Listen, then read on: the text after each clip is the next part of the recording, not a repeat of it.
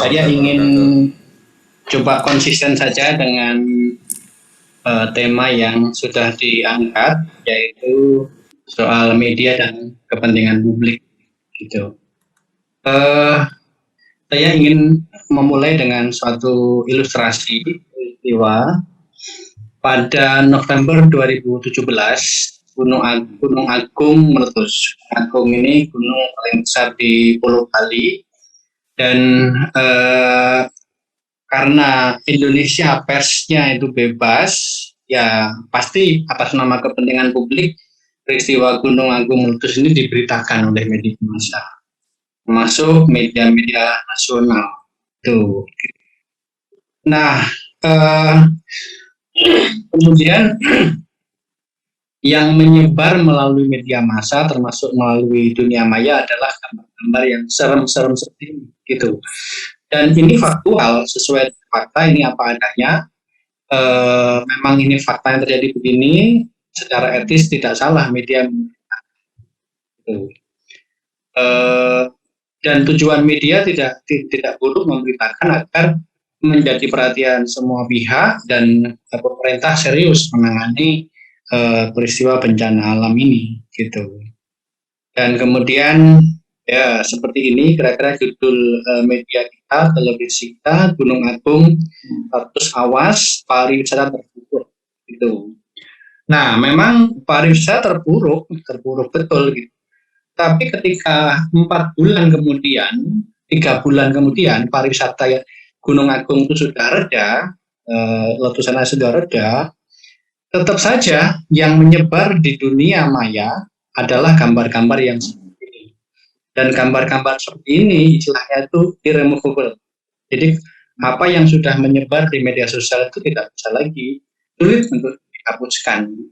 Dan yang tergambar di dunia internasional, kondisi Bali itu ya kondisi yang seperti ini. Gitu.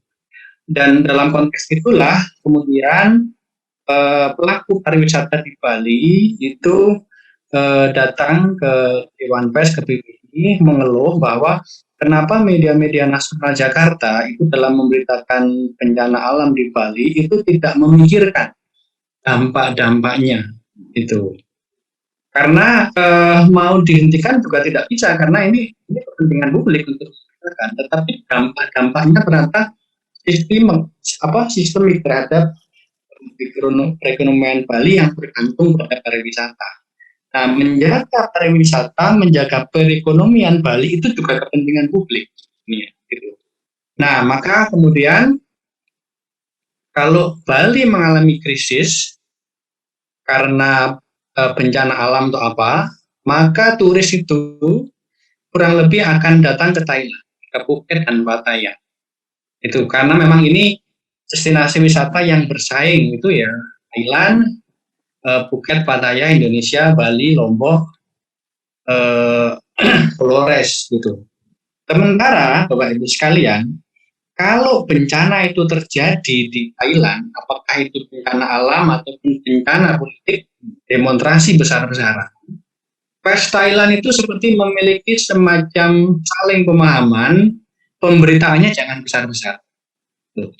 Jangan berhari-hari, cukup 1-2 hari, setelah itu diberitakan biasa. Itu bukan peraturan negara, bukan peraturan dewan, itu kesepakatan dari pers Thailand, karena suatu ketika mereka pernah Bangkok itu banjir 2 minggu itu diberitakan gede-gedean, akhirnya para turis tidak berani ke Bangkok. Padahal Bangkok atau Thailand, kalau tidak salah 40% perekonomiannya tergantung pada turisme. Gitu. Kalau ada demonstrasi kuning lawan merah itu, mereka juga pers itu seperti kompak memberitakannya itu tidak menutup-nutupi fakta, tapi memberitakan dengan proporsional. Karena sadar kalau pariwisata terpuruk, ekonomi terpuruk, maka efeknya kemana-mana, termasuk ke belanja iklan, kesejahteraan wartawan. Gitu. Nah, ini menurut saya potret yang menarik bahwa kebebasan pers, kebebasan informasi itu jelas itu kepentingan publik. Gitu. Tapi dia tidak berdiri di ruang yang kosong, dia berdampingan dengan kepentingan publik yang lain. Itu. Jadi kebebasan pers tidak berdiri sendiri, dia berdampingan dengan kepentingan publik. Maka pers tidak perlu menutupi fakta, tapi mempertimbangkan dampak-dampak pemberitaannya. Itu ya. Jadi saya ingin meletakkan kepentingan publik dan pers itu dalam situasi-situasi kontekstual, situasi-situasi nyata seperti ini, gitu. Nah, ada kasus lain yang menarik ya. Ini bukan di Indonesia, tapi saya kira relevan ya. Ketika Mumbai Bom terjadi di Mumbai, India waktu itu. Ini menarik ya, ini terorisme, kita juga punya problem tentang terorisme. Begitu bom ini terjadi di 7 atau 6 lokasi di Mumbai, yang paling terkenal di Taj Mahal Hotel itu, media massa, televisi langsung memberitakan. Mereka live dari Mumbai, Taj Mahal Hotel ini. Itu. Polisi sudah melarang teman-teman wartawan untuk tidak siaran langsung. Tetapi atas nama kepentingan publik, atas nama kebebasan informasi, hak publik atas informasi, media, televisi memberitakan secara langsung. Nah, yang tidak diantisipasi oleh para wartawan adalah siaran langsung televisi-televisi itu bisa ditonton oleh para jihadis atau teroris di hotel ini. Karena para ini teroris itu terjebak di hotel dan mereka menyandra karyawan, tamu, dan lain-lain. Jadi, coba Ibu bayangkan, siaran langsung tentang bagaimana polisi mencoba menyelamatkan para sandera di hotel, itu ditonton secara langsung oleh para teroris di dalam hotel. Tentu para teroris tahu di depan hotel ada berapa polisi, gerak-gerik mereka seperti apa, di belakang berapa polisi, berapa. Begitu polisi itu meracak masuk ke hotel, dengan mudahnya para teroris itu menembaki polisi itu dengan tembakan yang mematikan. 16 polisi mati.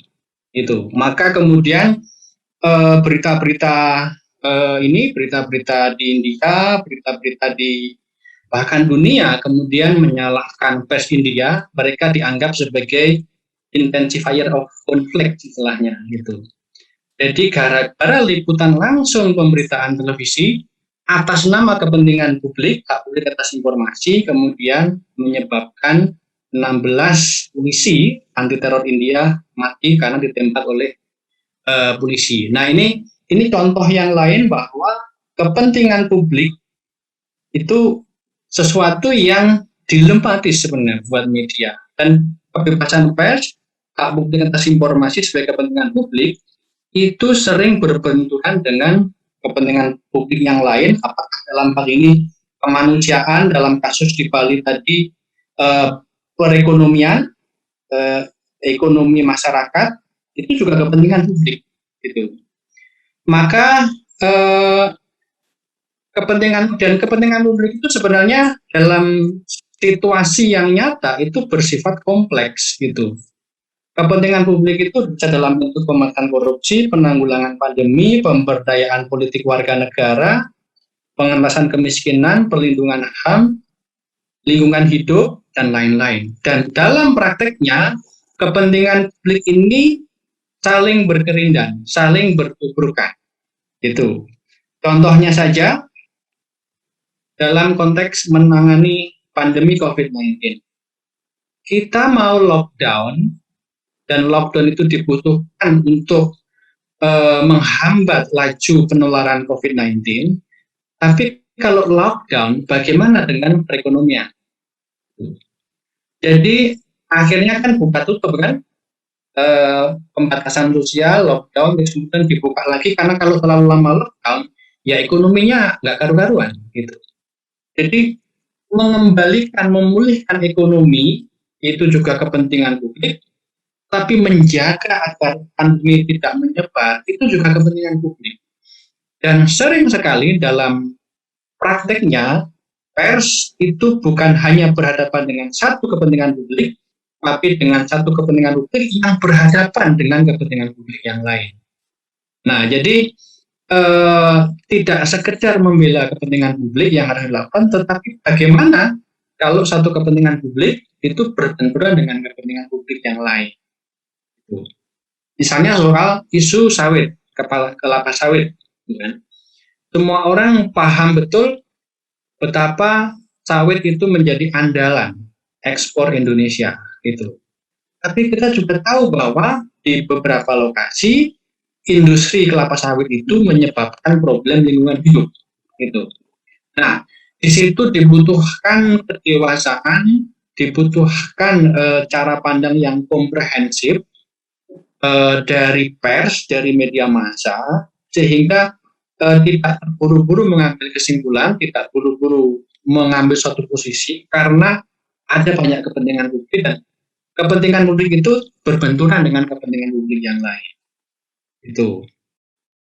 Maka penting sekali dalam jurnalisme itu berbicara kritis terhadap semua pihak, terhadap semua isu, dan menurut saya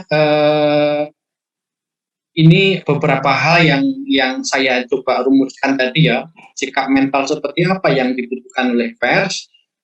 Tentu menurut saya selipik terhadap semua kepentingan, tidak terburu-buru membuat kesimpulan, melakukan penyelidikan sendiri. Nah ini agak sulit sekarang ini problem karena informasi itu limpah ruah dari mana-mana, kemudian beberapa teman media cenderung percaya dengan informasi itu dan tidak melakukan penyelidikan sendiri, setia kepada kebenaran dan juga setia kepada proses untuk memperoleh kebenaran itu. Karena kebenaran pasti by proses dan proses itu membutuhkan kesabaran kita, usaha kita untuk mencapainya. Curiga kepada semua orang, karena semua orang-orang, kelompok-kelompok, pihak-pihak yang punya kepentingan atas pemberitaan media, pasti mereka bermurah hati untuk memberikan data, memberikan informasi, dan lain-lain. Termasuk curiga kepada diri sendiri. Saya ini terlalu dekat dengan LSM atau terlalu dekat dengan pengusaha sawit ya, gitu.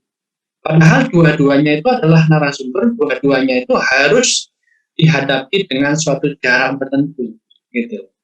Melakukan depersonalisasi dalam arti ya media harusnya tidak punya kepentingan terhadap isu yang dia tulis, yang dia expose, dan juga terhadap kelompok-kelompok yang sedang berhadapan-hadapan, dan juga konsistensi. Nah ini misalnya sering sekali kelemahan media kita itu tidak tuntas, tidak konsisten dalam mempersoalkan kepentingan publik, gitu ya. Hari ini musim banjir, kita bisa memberitakan banjir. Ketika kemudian musim kemarau datang, kita sudah tidak punya lagi energi untuk mempersoalkan kenapa banjir terjadi dan apakah sudah identifikasi masalahnya dan bagaimana penyelesaiannya. Sehingga kemudian sampailah pada musim hujan berikutnya banjir lagi dan kemudian kita memberitakan, gitu.